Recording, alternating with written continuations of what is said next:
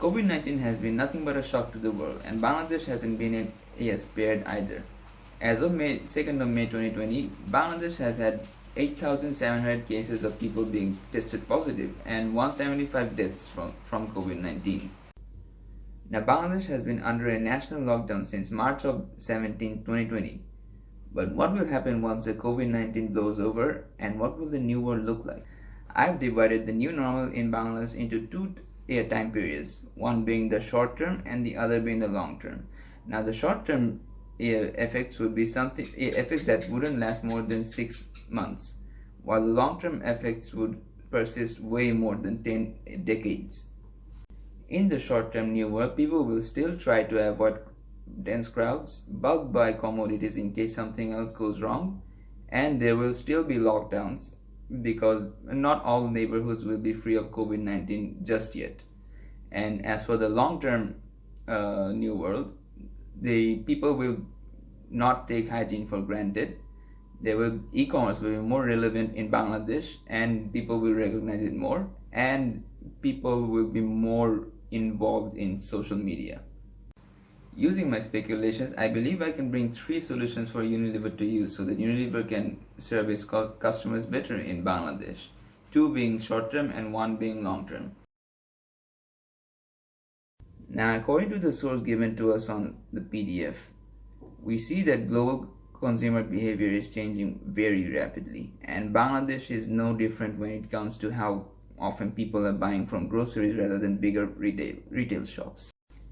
Now, what I suggest is, instead of distributing Unilever products to retailers as individual SKUs, I would recommend that Unilever distributed several products as one single SKU. And I also believe it will be sustainable for around 1 or 2 months to put a 5% discount on the entire bundle price of the products that will be sold in a single SKU. And this will also give a feeling of psychological attraction for customers to make them want to buy it more, and this will help them because they will have more of Unilever's products in a single purchase.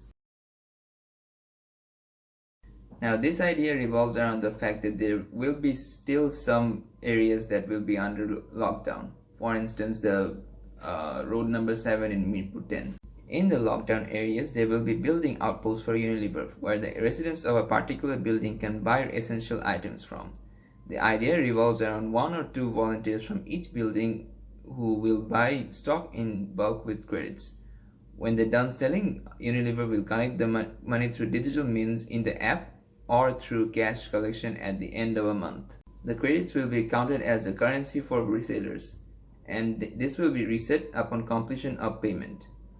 And afterwards, they will be restocked for the depleted stock they have.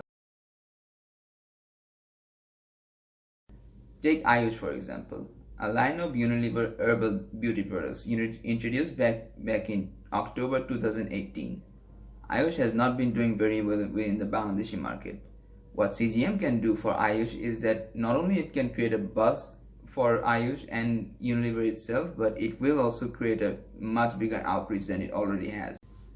Now, keep in mind that the new normal will mean that there is going to be a lot more involvement in social media in Bangladesh, and that means that if Unilever were to start a CGM, this would be the perfect time.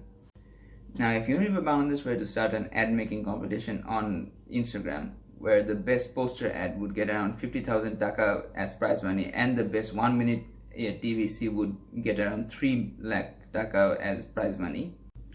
Doing this CGM activity will not only create an overhaul of content on Ayush and Unilever products, it will also create a buzz that is likely to remain for months. And not only will it increase sales, but it will also give insight for Unilever to perhaps better its products so that people will be more interested in buying them, and Unilever will be able to serve its consumers better.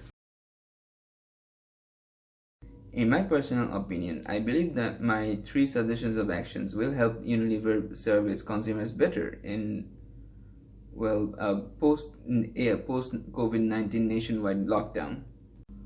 Thank you.